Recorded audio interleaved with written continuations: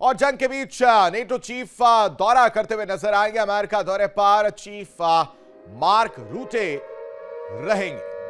America में Trump से मुलाकात करते हुए नजर आएंगे। 8 से 12 अप्रैल तक युद्ध पर इस मुलाकात के दौरान चर्चा संभव है। ईरान के साथ जंग के बीच अमेरिकी राष्ट्रपति डोनाल्ड ट्रंप ने अमेरिका को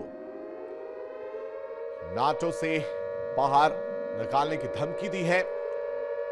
दरअसल यूरोपीय सदस्य देशों ने हॉर्मुज़ स्ट्रेट खोलने के लिए जहाज भेजने से इनकार कर दिया था और यह बात ट्रंप को नागवार गुजरी। नतीजा यह हुआ कि ट्रंप ने दुनिया के सबसे बड़े सैन्य गठबंधन से अमेरिका को बाहर निकालने की धमकी दे डाली है। खबर पर ज्यादा जानकारी के साथ, ज्यादा अपडेट के साथ संवाददाता विकास अब्रोल हमारे साथ जुड़े हैं। विकास करो करते विकास, ये युद्ध बहुत भीषण होता जा रहा है और अब जो तस्वीर देखने को मिल रही है उसमें F-15E का मार गिराने का दावा जो ईरान करता हुआ नजर आ रहा। साथ ही साथ जो हेलीकॉप्टर्स, चाहे हरकुलिस हो या दूसरे जो हेलीकॉप्टर्स थे, वो पायलट को ढूंढ रहे थे। एक पायलट को बचाया गया लेकिन दूसरा पायलट अभी भी नहीं मिल रहा है। और इस बीच नेटो की तरफ से जो है वो चर्चा करने की बात सामने आ रही है। अमेरिका दौरे पर रहेंगे जो चीफ है मार्क रूटो। 8 से 12 अप्रैल तक युद्ध पर चर्चा करते हुए नजर आएंगे। यानी ओवरऑल अगर देखा जाए तो अब दो तस्वीरें सामने आ रही। एक तरफ ईरान हमलावर है, दूसरी तरफ जो ट्रंप ने धमकी दी थी उसको कहीं ना कहीं सीरियस लेते हुए नेटो प्रमुख जो है मुलाकात करना चाह रहे हैं। कैसे देखें अब इस पूरे प्रकरण को? देखिए, लगातार जितना जैसे जैसे युद्ध आगे बढ़ रहा है वैसे वैसे कहीं ना कहीं ईरान ज्यादा हमलावर होते दिख रहा है। और लगातार हमने देखा है कि ईरान की तरफ से बहुत ज्यादा नुकसान जो पहुंचाया गया है। ऐसे में पहले खबरें ऐसी आ रही थी कि F-35 विमान को मार गिराया है, लेकिन जब मलबा मिला तो मलबे की जो पिक्चर सामने आ रही है F-15 विमान देखा जा रहा है। ऐसे में जो एक पायलट है उसको लेकर अब कहीं ना कहीं अगर वो ईरान को मिल जाता है तो ऐसे में ईरान का और थोड़ा सा भारी हो जाएगा। वो कहीं ना कहीं नेगोशिएट करने की कोशिश जरूर करेगा अमेरिका से।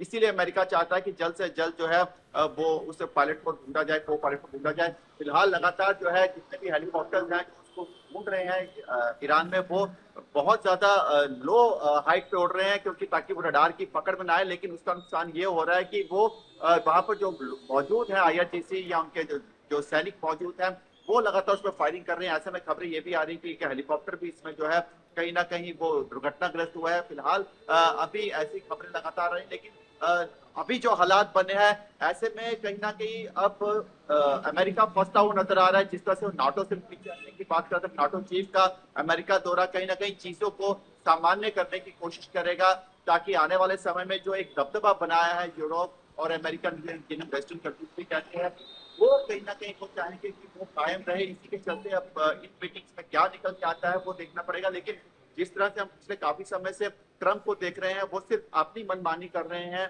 तो ऐसे में लग नहीं रहा कि वो इतनी आसानी से मानेंगे और नाटो के साथ कुछ समझौता हो पाएगा। लेकिन फिलहाल अभी उनके लिए जो ईरान है वो कहीं ना कहीं आने वाले समय बहुत बड़ा खतरा बनता जा रहा है। लगातार जैसे ईरान अमेरिका कह रहा था कि हमने इनकी मिसाइल तबाह कर दी हैं, हमने इनकी नेवी तबाह कर दी है, एयरफोर्स तबाह कर दी है, लेकिन उसके बावजूद अब कहीं ना कहीं ईरान की चीजें अब बाहर आ रही हैं, नई मिसाइल्स बाहर आ रही हैं, बैलिस्टिक मिसाइल्स, क्लस्टर बॉम्ब देखने को मिल रहे हैं। तो ऐसे में अमेरिका ने ईरान को काम मांगा और इसका फैसला अमेरिका को भुगतना पड़ रहा है। बिल्कुल विकास। और दूसरी तरफ जो ये मुलाकात की बात सामने आ रही है और जो इस दौरे की बात निकलकर सामने आ रही है, एक तस्वीर तो ये साफ क्लियर है कि नेटो कभी भी इन्वॉल्व होना नहीं चाह रहा था, लेकिन अब ट्रंप की मनमर्जी कह लीजिए, गुंडागर्दी कह लीजिए या वो सनक कह लीजिए, जिस तरह से ट्रंप जो है हरकतें करते हुए नजर आ रहे हैं उसकी वजह से नाराजगी भी देखने को मिल रही है और खुद फिर वो उल्टा ब्लेम नेटो पर देते हुए नजर आ रहे हैं कि इन लोग को आना था लेकिन ये लोग नहीं आए। जी बिल्कुल, देखिए अगर हम ट्रंप को देखेंगे और अगर हम उनके फैसलों की तरफ ज्यादा थोड़ा ध्यान देंगे को डीप अगर हम उनको रिसर्च करें तो कहीं ना कहीं देखा जाए तो वो सारे के सारे फैसले जो है एज अ बिजनेस प्रोस्पेक्टिव से लिए जा रहे हैं, ना कि एज अ राजनीति। अगर राजनीतिक हलकों में बात की जाए तो इसका विरोध लगातार देख रहा है। लेकिन कहीं ना कहीं अमेरिका जो है इस समय या ट्रंप की बात करें, अमेरिका नहीं हम ट्रंप की बात करेंगे क्योंकि इस समय सिर्फ ट्रंप नहीं है जो अमेरिका बने हुए हैं, वो सिर्फ अपने पर्सनल फायदे जो है कहीं ना कहीं देखते हैं। हमने देखा पाकिस्तान से अर्थ मटेरियल का सौदा किया, उसके बदले कहीं ना कहीं उसकी मदद करने की कोशिश की जाती है। सब जानते हैं कि पाकिस्तान आतंकवाद देश है। अब जिस तरह से उन्होंने वेनेजुएला पे कब्जा किया, पेट्रोल के लिए कब्जा किया, अब ईरान पे भी जिस तरह से वो लगातार पहले कहते कि हम जो पाना चाहते थे वो हमने हासिल कर लिया, लड़ाई 3-4 हफ्ते में चलेगी, लेकिन ईरान की तरफ से ऐसा कुछ नहीं लग रहा कि लड़ाई 3-4 हफ्ते चलेगी, और ना ही ईरान किसी संधि के मूड में है। देखिए ईरान के लगातार जो खबरें आ रही है, कई शीर्ष नेता मारे गए हैं, कई शीर्ष कमांडर मारे गए, ऐसे में अब ईरान के पास होने के लिए ज्यादा कुछ नहीं है। तो ऐसे में जो जिसके पास ज्यादा खोने के लिए जाता वो ज्यादा घातक होता है, और वही इस समय ईरान का हमें दिख रहा है। लेकिन ट्रंप को इस समय समझना होगा, थोड़ा राजनीतिक जो उनके लोग हैं, उनके जो मददगार है, उनसे मदद लेनी चाहिए ताकि किस तरह से इसका हल निकाला जाए। क्योंकि हर जगह अगर बिजनेस को देखा जाएगा तो उसका नुकसान सिर्फ अपने देश को नहीं पूरी दुनिया को हो रहा है, और साफ साफ देखा जा रहा है। शेयर मार्केट्स लगातार क्रैश हो रही हैं, दुनिया की अर्थव्यवस्था बिगड़ चुकी है। हॉर्मुज पे देखिए किस तरह से उन्होंने पहले एक तरह से तानाशाही डिसीजन लिया था कि हम इसको खुलवाएंगे, लेकिन जब उस पर नहीं चल पाया तो उन्होंने कहा जिस देश को तेल चाहिए वो खुद खोल दे। तो कहीं ना कहीं उनके जो फैसले बदलने की जो नीति है, ये पूरी दुनिया पे घातक सिद्ध हो रही है। बिल्कुल विकास, आप हमारे साथ बने रहिए। इस बीच बड़ी खबर का रुख करते एक और बड़ी खबर सामने आ रही है। आपको बताएं कि हबशान गैस संयंत्र पर ईरान का हमला देखने को मिला है, जिसे नाकाम कर दिया गया है। एयर डिफेंस सिस्टम ने इस हमले को पूरी तरह से नाकाम किया है। मिसाइल का मलबा रिहायशी इलाकों में गिरता हुआ नजर आया है। मिसाइल का मलबा गिरने से आसपास जो है वो आग लग गई, और हमले में एक मिस्र के नागरिक की मौत की खबर भी सामने आ रही है। मध्य पूर्व से ये बड़ी खबर, जहां हालात एक बार फिर से तनावपूर्ण नजर आ रहे हैं। ताजा जानकारी के मुताबिक अबू धाबी के हबशान गैस संयंत्र पर हालिया घटना को लेकर अब नई अपडेट सामने आई है। यहां पर हमला जो ईरान की तरफ से किया गया, लेकिन एयर डिफेंस सिस्टम ने ईरानी हमले को पूरी तरह से नाकाम कर दिया है, जिसके बाद उसका मलबा नीचे गिरता और इसकी चपेट में आने से 2 लोग जो है, साथ ही साथ 2 अलग अलग जगहों पर भी आग लगी है।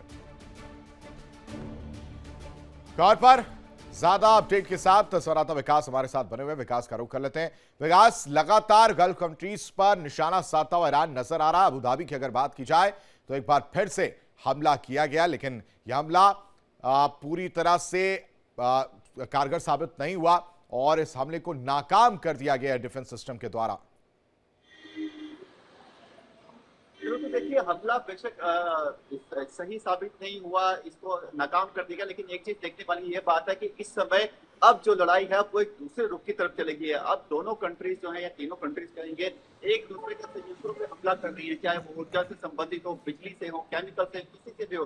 देखिए इसका आर्थिक नुकसान सिर्फ उस कंट्री के नहीं, बाकी कंट्रीज को होगा जो उसकी सप्लाई चेन से बंधे हुए हैं, और अब इसका खामियाजा पूरी दुनिया को भुगतना पड़ रहा है। तो इस समय ऐसे हालात बने हैं, कहीं ना कहीं दुनिया को एकजुट होना पड़ेगा और इसका कोई हल निकालना पड़ेगा, ताकि अमेरिका, अमेरिका, इजराइल और ईरान से बातचीत की जाए। क्योंकि देखिए नुकसान जो है हर देश को हो रहा है, हर कंट्री में देखिए गैस महंगी हो रही है, फ्यूल प्राइसेस हाइक हो रहे हैं, शेयर मार्केट गिर रही हैं। अगर जिस तरह से केमिकल फैक्ट्रीज पे हमला हो रहा है, ऊर्जा संयंत्रों पे हमला हो रहा है, तो उसकी सप्लाई चेन से जितनी कंट्रीज बंदी हैं, जिन कंट्रीज को वहां से सप्लाई हो रही है, वहां पर भी इफेक्ट आएगा और पूरी दुनिया का खामियाजा भुगतेगी। और वो साफ साफ दिख रहा है, लगातार रिहायशी इलाकों को निशाना बनाया जा रहा है, जहाँ पे मासूम लोग मारे जा रहे हैं। अब ये युद्ध जो है, ये युद्ध सिर्फ एक बात करें सिर्फ तेल की या सिर्फ एक परमाणु बम की नहीं रही, ये एक अपना अस्तित्व बचाने की युद्ध है, ये वो लड़ा जा रहा है, जिसका हमेशा पूरी दुनिया भुगत रही है। और लगातार हम देख रहे हैं ईरान, इजराइल के लोग भी इसका हमेशा भुगत रहे हैं। उसके साथ साथ यूएस के कई सैनिक हैं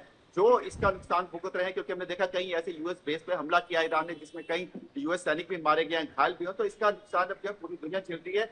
अब समय आ चुका है कि इसका कोई हल सब देशों को मिलकर निकालना होगा, वरना ये आने वाले समय में वर्ल्ड वॉर 3 का रूप ले सकती है, और जो लग रहा है फिलहाल लेती हुई लग भी रही है। क्योंकि देखिए वर्ल्ड वॉर 3 हर देश इसमें जो फ्यूज पड़ेगा वॉर करने के लिए, लेकिन जिस तरह से आर्थिक संकट आ रहा है, चीजों के संकट आ रहे हैं, खाने पीने की चीजें महंगी हो रही, ये भी एक तरह का वॉर के जो है आफ्टर इफेक्ट्स होते हैं, जो इस वॉर से होने से पहले ही दिख रहे हैं। तो अब वो समय आ चुका है कि इसका हल सब देशों को मिलकर निकालना होगा। उम्मीद करते हैं कि नाटो के चीफ जो जा रहे हैं अमेरिका, वो इस पर कोई बात करेंगे, इसका कोई हल निकालेंगे। मुश्किल लग रहा है कि ट्रंप मानेंगे, लेकिन अगर मानते तो इसमें दुनिया की भलाई होगी, खासकर ट्रंप की अपनी भलाई भी। बिल्कुल विकास, वापस लौटते हैं आपके पास। इस बीच एक और बड़ी खबर बता देते हैं। ईरान ने इजरायल पर मिसाइल दागी है। मेहराबाद एयरपोर्ट को निशाना बनाया गया है। एयरपोर्ट के पास ईरानी मिसाइल गिरी है। रिहायशी इलाके में यह मिसाइल फटी है और भारी तबाही की खबर निकलकर सामने आ रही है। तो मेहराबाद एयरपोर्ट को एक बार फिर से ईरान ने निशाना बनाया। इजरायल पर मिसाइल दागी गई है। एयरपोर्ट के पास ईरानी मिसाइल गिरी है, जिससे भारी तबाही की खबर सामने आ रही है। खबर पर ज्यादा जानकारी के साथ विकास हमारे साथ बने हुए, एक एक अपडेट लगातार विकास हमें दे रहे। विकास का रुख करते हैं। विकास, आप सिर्फ गल्फ कंट्रीज की बात हम नहीं कर रहे हैं, यहां पर इसराइल की बात करना बेहद जरूरी हो जाता है। इसराइल की भूमिका की बात करना बेहद जरूरी हो जाता है।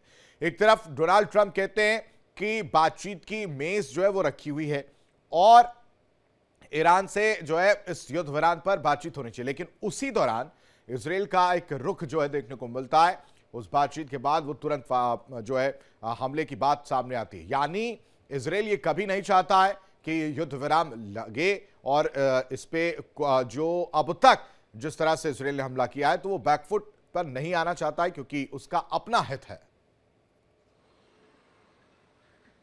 जी बिल्कुल, देखिए अगर हम इसराइल को देखेंगे तो वो हर तरफ से देखा जाए तो तकरीबन जो मुस्लिम कंट्री से घिरा है और ऐसे में वो अपना दबदबा बनाए रखना चाहता है। क्योंकि देखिए जब हमास ने उस पर हमला किया, जब गाजा पट्टी से हमला हुआ तो उसके बाद उसने रिटेलिएट किया, उसने एक अपना अस्तित्व, उसने अपना एक रुतबा दिखाया, उसने अपना एक दबदबा बनाया। लेकिन अगर अब वो बैकफुट पे आता है तो कहीं ना कहीं गल्फ कंट्रीज में वो जो आसपास से घिरी है वो उसका रुतबा कम हो जाएगा, उसका दबदबा कम हो जाएगा। कहीं ना कहीं इसराइल ये भी नहीं चाहता। इसलिए हमने कई बार देखा है कि अमेरिका के कहने के बावजूद भी, अमेरिका के मना करने के बावजूद भी इसराइल ने हमले किए। हालांकि ये सिर्फ बातें हैं, अब क्या उसमें ट्रंप की वाकई ही सहमति थी या नहीं थी इसका उसकी क्लियर पिक्चर नहीं है। लेकिन कई बार ट्रंप ने ये जरूर कहा है कि उसको इन हमलों के बारे में नहीं पता जो इसराइल ने किए हैं। तो ऐसे में कहीं ना कहीं इसराइल भी अपना दबदबा गल्फ कंट्रीज में बनाए रखना चाहता है, क्योंकि अगर वो कम हो गया तो वो उस पर भारी पड़ सकते हैं। क्योंकि जिस तरह से लगातार इसराइल को जो है वो अपने आप में एक मुल्क जो है बहुत छोटा सा मुल्क जरूर है, लेकिन वो हाई टेक है। वो नहीं चाहता कि उसके देश को किसी नुकसान हो, और खासकर बड़े